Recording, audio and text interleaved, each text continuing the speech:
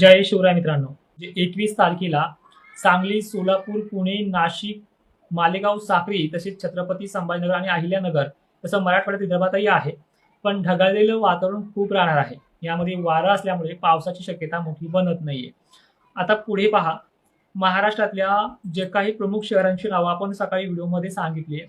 मागे सुद्धा 1 महिन्यापूर्वी सांगितलं होतं की 19 तारखेनंतर हे वातावरण बिघडणार आहे. पण व्याप्ती मोठी नाही. जे मागेही सांगितले, 8 दिवसापूर्वी सांगितले, आताही सांगितले, व्याप्ती तीच आहे. आता जिल्हे थोडे कन्व्हर्ट होणार आहेत. कन्व्हर्ट म्हणजे जिल्हेही तेच आहेत. भाग त्याचे जे आहेत. आता उदाहरणार्थ तेलंगणाचा पाऊस नांदेडला परेशान करणार आहे, ज्याची माहिती सकाळी दिली आहे. त्यानंतर पावसाची व्याप्ती किती आहे आपण हेही पाहणार आहोत. आणि सगळ्यात महत्त्वाचं जो संदेश तुम्हाला द्यायचा आहे, ज्यांना कोणाला लाईव्ह दिसत नाही अशा मित्रांना विनंती आहे, तुम्ही फॉलो करून ठेवा किंवा नसलं फॉलो करायचं तर लाईक करून ठेवा, तुम्हाला ते रिकमेंड होऊन जाईल. 21 तारखेपासून ते पुढच्या 24 तारखेपर्यंत जो काही पाऊस पडणार आहे त्या सगळ्याचा आढावा घ्या. फक्त 21 तारखेला कोकणामध्ये, पश्चिम महाराष्ट्रात, खानदेशात आभाळ गच्च भरून येणार आहे. पावसाची शक्यता नाहीये. पण 23ला आणि 24ला जसं की 22 तारखेपासूनच लातूर शहरामध्ये तुरळक ठिकाणी हलक्या सरीला सुरुवात होत. लातूर, परभणी, बीड जिल्ह्यामध्ये तुरळक भाग एखादा 23, 24 आणि 23 तारखेला. पण लातूरला 22, 23लाच काही ठिकाणी हलक्या सरी उतरायला सुरुवात होईल. धोका 2 दिवस नाहीये. दक्षिण भाग जर विचारात घेतला सोलापूर तर 23 आणि 24 आहे. त्यामध्येही सर्वदूर नाहीये. आणि विशेषतः आपण हे सुद्धा पाहणार आहोत की मग सगळ्यात जास्त व्याप्ती असणारे जिल्हे कोणते ते देखील पाहणार आहोत. पण महत्वाचं हे आहे की सगळ्यांना घाबरणं चुकीचं आहे. त्याला विषय प्रामुख्याने पहा की अकोला, अमरावती, चंद्रपूर, हिंगणघाट आणि वर्धा 23 आणि 24 यामध्ये काय होणार आहे. 23ला जर दूर दाखवलं नाही तर 24ला तो दाखवेल किंवा 23ला दाखवला तर 24ला दाखवणार नाही. कारण की ही वाऱ्याची अशी कंडिशन आहे, एक दिवस बाष्प पुरवठा करेल अशी जी शक्यता आहे. आभाळ तसं 26 तारखेपर्यंत राहील.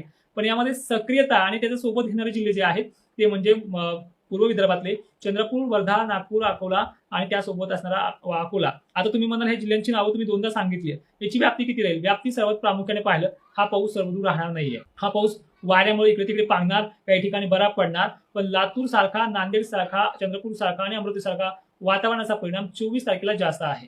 23 तारखेला वातावरणाचा परिणाम जर आपण लक्षात घेतला तर ही तारीख सगळ्यात महत्वाची ठरणार आहे अहिल्यानगरला.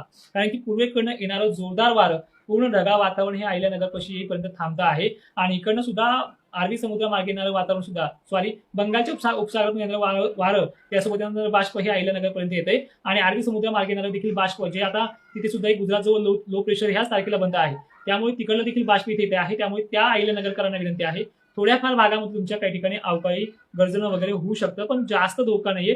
सगळ्यांनीच घाबरून लगेच मजूर लावणं, त्या कामं करून घेणं अशी मोठी चिंता नाहीये. फक्त आपलं नियोजन काय करायचं प्रामुख्याने मराठवाडा आणि विदर्भाला की ती झाकापाकी करून ठेवायची, एवढी तुम्ही मजल करायची आहे. किंवा आपले असे भाग आहे काही उंच टेकाळाचे तिथे वारं जोराने सुटलं की ते गंज वाहून म्हणजे वाऱ्याने पळतील, ते झाकण्याची तयारी किंवा ते गोळा करण्याची तयारी उद्यापासून तुम्हाला करायची आहे. आणि 23 तारखेला प्रामुख्याने चंद्रपूर, नागपूर असे भाग आहेत. वारे आर्ध्या भागाला, मराठवाड्याला आणि विदर्भाला पूर्वेकडनं येतील आणि पश्चिम महाराष्ट्राला पाऊस यायच्या अगोदर 22ला 21ला हे पश्चिमेकडनं वाहतील. आणि पाऊस हा ज्यावेळेस 25 तारखेनंतर वातावरण जाईल, पश्चिम महाराष्ट्रातलं पूर्ण वातावरण निघून घालायला दक्षिणेकडनं उत्तरेकडे वाहतील.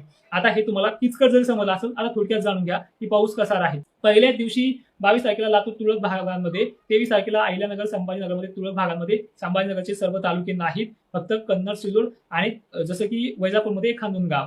त्यानंतर लातूर जिल्ह्याला अनेक ठिकाणी रस्ता ओला करणं, कुठे जास्त पडणं, कुठे कमी पडणं अशी शक्यता आहे. त्यानंतर नांदेड जिल्हा जो आहे प्रामुख्याने अहिल्यानगरचं 23 तारखेचं पूर्ण करूयात. अहिल्यानगरला जो काही पाऊस येईल तो बीड मार्गे येणार आहे. ठीक आहे. गेवराई पट्टा, शहागड पट्टा, त्यानंतर तिकडे शिरूर जे भाग आहेत जे टेकड्यावरती आहेत त्या भागांनी आणि थोडेसे धाराशिव मार्गे देखील बाष्प इथे राहील. पाऊस टिकेल याची गॅरंटी नाहीये, पण तिथून तो जाईल सटकार बिटकार पालकपर्यंत पुढे सरकणार आहे. त्यानंतर 24 तारीख जी आहे सगळ्यात महत्वाची आणि इम्पॉर्टंट राहणार आहे. ही माहिती लक्षपूर्वक आहे का. आता घनसावंगीचे वगैरे जे माहिती विचारतो ना आपण, तुम्ही आठवत या भागांना तो टिकणार नाही, काळजी करू नका. तर विशेष महत्वाचा असा आहे की नांदेड जिल्हा जो आहे प्रामुख्यानं, नांदेड जिल्हा तेलंगणामध्ये जमा होत असलेल्या बाष्पामुळे नांदेड जिल्ह्याला सर्वाधिक मोठा झटका. धर्माबाद असेल, इकडे खाली जो काही भाग आहे त्या भागाची नावं सांगतो तुम्हाला मी झूम करून. धर्माबाद, एक्झॅक्टली धर्माबाद असेल आणि ह्या भागाकडे दिलगुर सुद्धा आहे.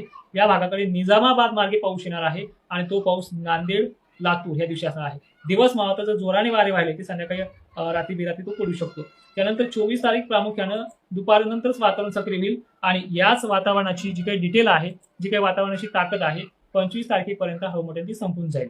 सांभाळाच्या 2 तारखा मराठवाड्याला आणि विदर्भाला 23 आणि 24. आणि एक लक्षात घ्या, हा जो काही अंदाज आहे, हा जो काही पाऊस आहे सगळ्यांना होणार नाही, हे एक लक्षात घ्यावा. एवढंही घाबरून जाऊ नका. मग आता तुम्ही म्हणाल आणि काय होते माहिती का, जे मी आता 10-5 अहिल्यानगरमध्ये सांगितले, सोलापूर बीडमध्ये सांगितले 10-5 ठिकाणं, लातूरमध्ये त्याला थोडी जास्त वाढवून सांगितले, नांदेडमध्ये पुन्हा थोडी जास्त वाढवून सांगितले. इकडे जसं सुरुवातीला सांगितलंय मी की जो पूर्व विदर्भाचा भाग आहे या भागातही काही ठिकाणी 24 तारखेला आणि 23 तारखेऐवजी किंवा 24 तारखेला 2 दिवसात तिथेही पडणार आहे.